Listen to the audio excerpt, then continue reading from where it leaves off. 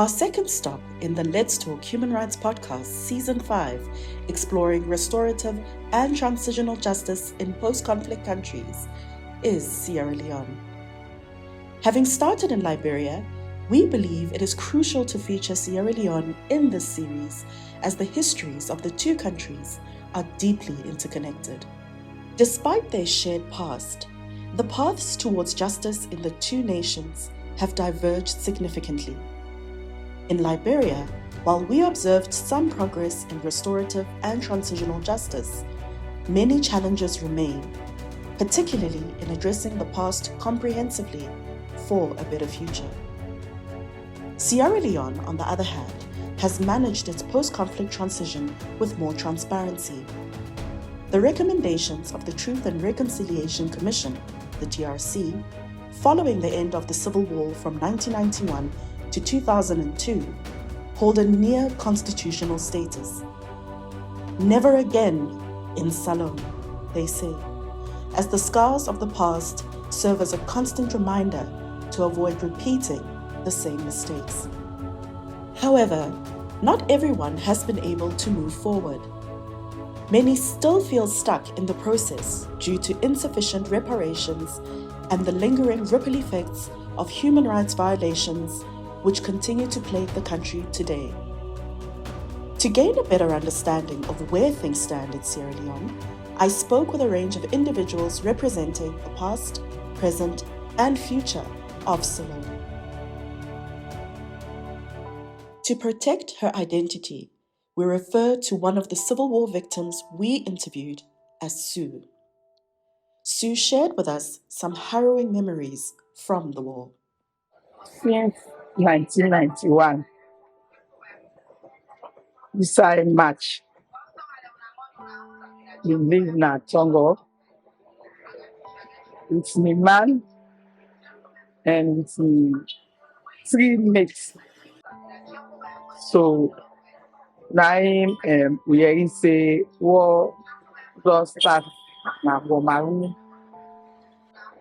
So since then, now we go for left Tongo. We come, go to play school back. We returned 1992. So from there, now the new soldiers they enter inside Congo. They left, now they fire, then kill me mates. The mates, they don't also then fire, now the bullets fly land. You know, not easy. Inside, not easy. Try to explain. We remember the past. And it's like automatic acts.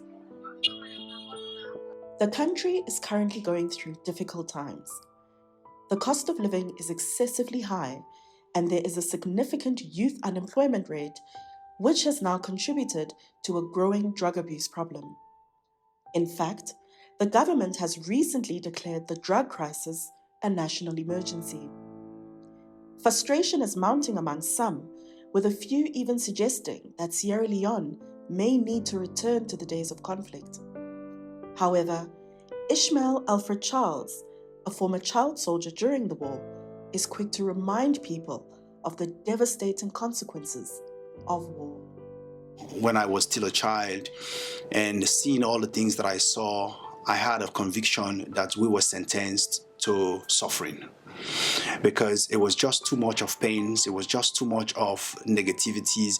There was no justice, there was no peace, there was absolutely no solution. There's nothing you could ever imagine to do in your life that you can do peacefully.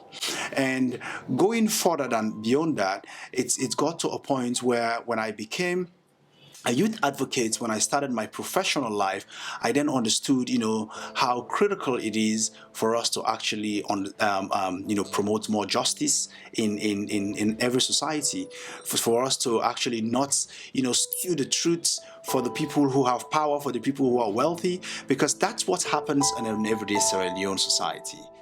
Faith in the democratic process is slowly waning. The future of Sierra Leone lies in its youth, and youth activist Philipa Cride Dole understands this. She insists that young people must be involved in governance to help shape the future they desire for Salone. So how young people, us, can be able to change the future of democracy is for us to be involved in governance.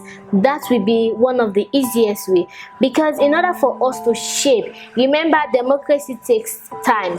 That is why, like currently, the current government of Sierra Leone has been involving young people into these bigger positions. We've been seeing younger parliamentarians at the age of 25, 26 years, and now in the world of parliament making decisions. Their voices have been heard. Political will is essential in Sierra Leone to ensure reparations are delivered and a pathway to inclusive economic and social growth is forged. Joseph Ben Kaifala, from the Monuments and Relics Commission, as well as founder and principal of the Center for Memory and Reparations, believes that this is the moment to act, using the guidance provided by the Sierra Leone's TRC handbook to ensure a just future. The climate is conducive. I say this because I look at other countries where you can't even speak of the issues that we speak of in this country. At the end of civil war, there are contentions in many countries, and people are now allowed to say one thing or another. But there has not been any form of censorship in Sierra Leone in terms of what we can say or cannot say. And I give this credit to our Truth and Reconciliation Commission. It did its job very well. It provided what it was mandated to provide, an impartial historical record of the conflict. So that when you speak of the Sierra Leonean Civil War, as long as your statement is based on facts recommended by the Truth and Reconciliation Commission, nobody contests that. Listen to our second episode, Season 5 of the Let's Talk Human Rights podcast, as we continue to explore restorative and transitional justice in post-conflict countries. Available on your favorite podcast platform.